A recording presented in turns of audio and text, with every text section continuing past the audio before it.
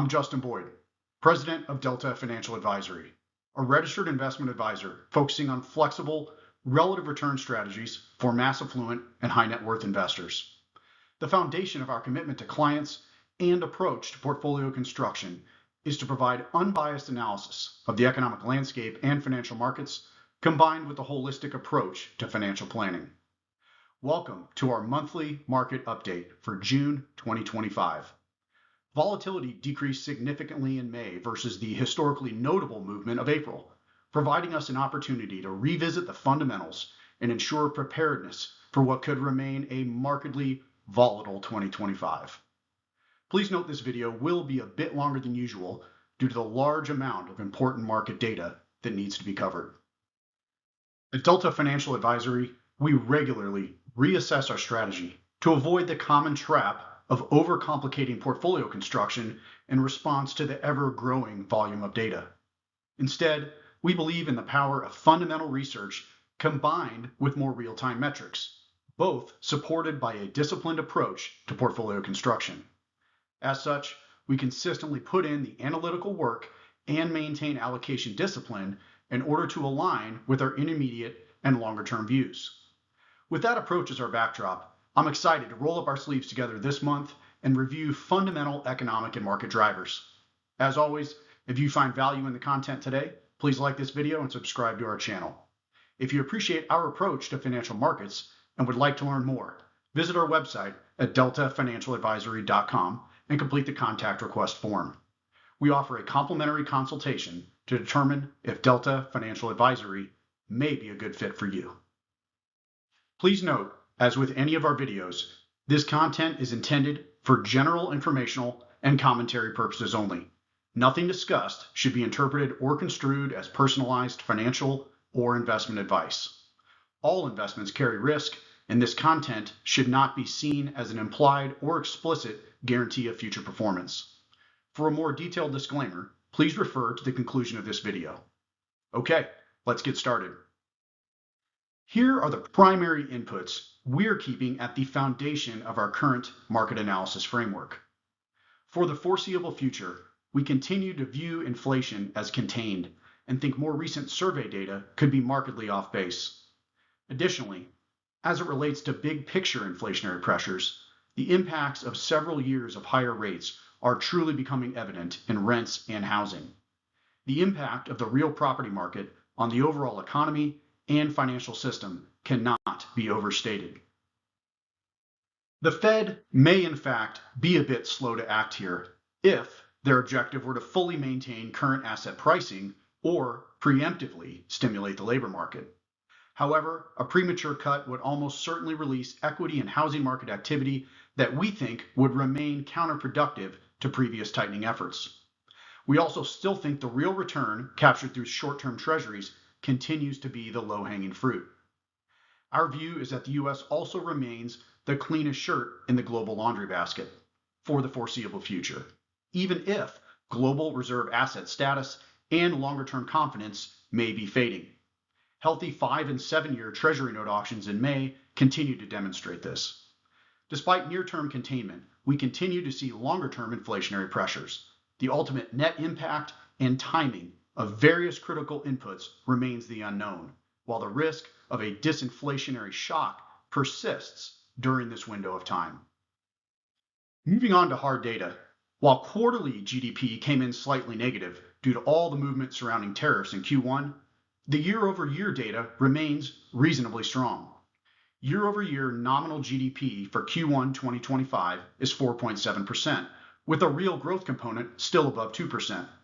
While we do think some additional softening could occur over the coming months in the real economy, we maintain the primary thesis we've held for some time now, that the greater threat to equity pricing is any combination of reduced growth estimates relative to consensus and/or margin and multiple compression.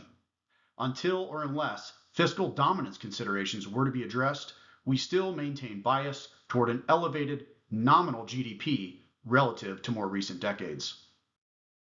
CPI data continues to demonstrate contained but pressured inflation, particularly surrounding housing and primary supercore inputs, services, and healthcare.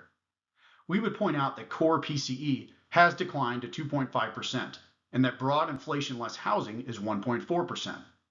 Ultimately, this demonstrates our mention just a bit ago the significant impact that housing has on the economy and inflation. With core services and the large labor input specific to those costs, as well as housing remaining the primary drivers of inflation, we remain understanding of the conservative stance the Federal Reserve is maintaining to ensure they do not take their foot off the brake of the economy too quickly. Hourly earnings rose at a healthy nominal level of 3.7% year over year in May. This goes hand in hand with the elevated services inflation just mentioned. At the same time, U6 unemployment remained fairly stable at 7.8%. However, JOLTS job openings declined in May to 7.2 million, in tandem with the additional weakening in the labor market, which we'll look at in more detail momentarily. Wrapping up our headline economic data for this month and demonstrating the divergent data in the marketplace today, we continue to see an expanding money supply and increasing commercial lending. M2 expanded at 4.4% year over year, an increase to a 5.5% annualized run rate. While commercial lending has slowed marginally over the last several months, understandably so due to the uncertainty present for capital investment decision makers, we continue to see monthly commercial credit expansion above 4% year over year and at a generally increased pace. If we were to take a very simplistic view of our headline economic dashboard slide, we conclude 3 green arrows for positive economic momentum and 3 red arrows for negative economic momentum, suggesting an economy with an uncertain direction, or more optimistically, an economy in balance. As we dig a bit further beneath the surface, however, we discover additional weakening that we think merits attention and also ties in to demonstrate the undesirable position the Federal Reserve currently finds itself in. The extended and consistent fiscal push on the financial markets and credit creation is materially contributing to the rising costs in key aspects of daily life, such as housing, services, labor, and the like. At the same time, we see weakening in the labor market and standard of living. Real personal income declined to a 1.4% annual rate of increase measured on a quarterly basis. As previous viewers of this channel know, the long-term association of recession and declines of real personal income ex transfer receipts below 2.5% are a favorite indicator here at Delta Financial Advisory. We continue to take considerable note and caution as we observe this metric, while remaining cognizant of the impact that transfer receipts do have on the economy in the short term. Related, we would also note the swing to a net negative savings rate of 3.5% that occurred in Q1 of 25. While this certainly is correlated with the unique occurrences within GDP during Q1, we will continue to watch this metric and the potential indications it could provide as to the overall direction of the economy, particularly in the newer framework of tariff initiatives and any associated adjustment period. Continuing jobless claims hit multi-year highs in May, and of particular note, may be breaking into a new elevated range. We voiced our considerable concern here a few months ago about the evolving softening in the labor market and view this breached level of continuing jobless claims as particularly notable. While many classic metrics of the economy and financial markets should never be relied upon in isolation and have also become more obscure after COVID-era policies, we would note that should the most common U3 unemployment rate rise to 4.5% or greater prior to the end of this year, much less during Q2 or Q3, the classic SOM rule would again be triggered. While this rule was briefly triggered in 24 due to some non-systematic inputs and did not ultimately foretell a recession, we suggest that dismissing this rule as an antiquated metric could likely be a mistake for prudent market participants. We also continue to note a narrowing and somewhat unusual convergence of construction spending. While more narrow measures of various construction spend vary widely, at the aggregate level, total construction spend has declined to 3.2% on an annual basis, while construction material costs have actually fallen to marginally negative territory. We would note the narrow band of individual subsector spend and the aggregate 3.2%, both indicative of a tightening and contained general labor and inflation rate. Ultimately, we view this as another reasonable and likely indicator that the Federal Reserve's current interest rate policy has actually been implemented fairly well, given their legal mandates. For market participants who are afforded the latitude of more speculative forecasting, we think this is another solid indicator warranting caution in overall positioning. Lastly, rents, according to Zillow, continue to remain virtually flat year over year, despite some uptick in recent months, drawing the aggregate numbers toward the neutral mark. Additional data from the Bureau of Labor Statistics suggests outright declines in new tenant rents during Q4 of 2024. As we mentioned previously, the impact of real property on the aggregate economy and financial system cannot be overstated. This cross-validation of government data with private market data in the housing sector, along with everything else we've covered thus far, provided us with a preponderance of evidence that the possibility of a disinflationary window clearly remains, as the precise overlap of support from still reasonably mild but accelerating monetary expansion is unknown. Moving on to the second half of our update this month, and revisiting our continuance theme from earlier this year, we think that deficits driven by entitlement spending and tax cuts continue, creating structurally higher inflation and further the fiscal dominance case. Despite this, relative dollar strength is likely to continue, along with continued net foreign support of U.S. financial assets. Our base case is a range-bound 10-year Treasury for 2025, trending toward 5%, absent any accelerated interventions. Rising yields and fiscal and monetary support is a global phenomenon, not isolated to the U.S. We also see oil still within a larger technical pattern, remaining perilously close to falling off the cliff, but it could break out to the upside. This broad range of possible outcomes is reflected in various long-term charts and mirrors the larger economic backdrop and conflicting data in terms of timing within the present economic cycle. Persistent challenges outside the US remain, but notable reflation efforts are occurring globally, particularly in China. Over the medium term, the bubble bear thesis loses incrementally as time goes on. This is why at Delta Advisory we never predicted a crash despite our persistent theme of a moderate underweight in equities. Wide possibilities of economic and financial market outcomes persist, but a material possibility of capital destruction remains for overly aggressive or speculative market participants. We continue to capture the real return present in the shorter end of the Treasury yield curve with the underweight portions of our portfolio until material evidence of a true directional shift in markets occurs. We're also watching a handful of material catalysts to current economic and financial market positioning. It's worth noting that any or all of these could easily drag into 2026, so patience will likely remain a virtue here for investors.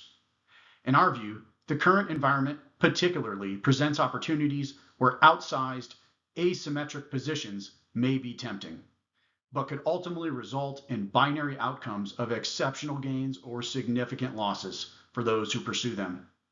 Having navigated markets for over 20 years, we avoid heavily concentrated exposure to asymmetric thematic drivers, but rather focus on guiding our clients in a prudent and disciplined manner toward foundationally sound portfolio construction.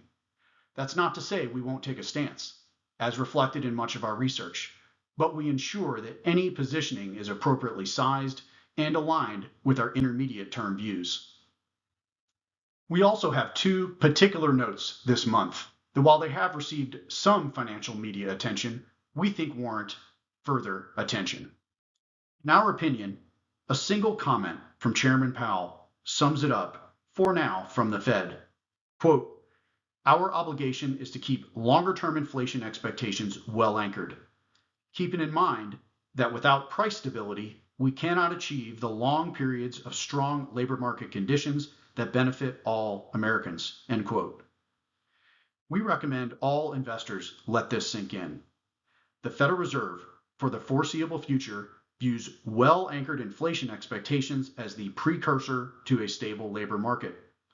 This has material impact on the potential timing of economic and financial market direction and suggests the possibility of a material downside to risk assets still remains within the context of our disinflationary window timeline, which we think extends through at least Q3 of 2025. Another particular note we think deserves additional attention is the supplementary leverage ratio, or SLR for short. There has been continued chatter around this topic. Make note of the difference between SLR and liquidity coverage ratio. SLR surrounds solvency and overall leverage and exposure, while LCR deals with near-term liquidity requirements. There are numerous ideations surrounding the exact method to reduce the SLR should this effort move forward. Even in the more conservative frameworks floated at this time, a reduction in the SLR could and likely would facilitate material credit expansion without additional customer deposits or other dependency on the existing monetary base. In respect to supporting Treasury demand, as has been posited throughout financial media, we view that as a certainly possible secondary outcome to the ultimate net outcome, which is credit creation. If it does function as a backdoor QE, we would view this as supportive of growth via artificially low interest rates. If the bulk of credit creation were to funnel to the private sector for organic growth, as well as debt refinancing, we would expect Treasury yields to more closely reflect the true cost of capital and potentially crowd out full private sector potential. Ultimately, this raises concern of a counterproductive outcome to the presidential administration's economic agenda. During these videos, you'll hear me use words like probable, moderate, material, or risk-adjusted, and maybe wonder if I've been studying at the Federal Reserve's language school. All joking aside, these terms reflect the thoughtful, measured approach we take to wealth management and the seriousness with which we uphold our fiduciary duty. Since launching this channel in November of 2024, we've maintained an underweight equity and duration stance. As markets have stabilized following significant volatility in both equity and fixed income markets, we believe this period underscores the importance of a thoughtful and disciplined approach to portfolio management. While past performance is not indicative of future results, we're proud of our analysis and the approach we maintained during this time. If you're exploring different advisors or are seeking to diversify your advisory relationships due to higher net worth, we'd welcome an introductory conversation. As always, we'll wrap up with our current asset allocation and general thoughts going forward. We continue to view the recent aggressive recovery in equity valuations as elevated, particularly given the mounting evidence of slowing real growth. As such, we maintain our moderate underweight of equity and duration in client portfolios. I would note some lengthening of our duration exposure this past month via intermediate term treasuries during the temporary advances of yields above 4%. Also of note, no additional corporate exposure was added as spreads began to recompress from April levels. I hope you gained value from today's video. If you're interested in learning more, visit our website at deltafinancialadvisory.com and complete the contact request form. We wish everyone health, happiness, and successful investing. The information and commentary contained in this video are for general informational and commentary purposes only and do not constitute financial, investment, or other professional advice. Always consult with a qualified financial advisor before making any investment decisions. Investments carry risks, including the potential loss of principal. The content is based on current market conditions and is subject to change without notice. The firm is not responsible for any errors or omissions, or for any actions taken based on this information. Past performance is not indicative of future results. This material does not constitute an offer or solicitation to buy or sell any securities.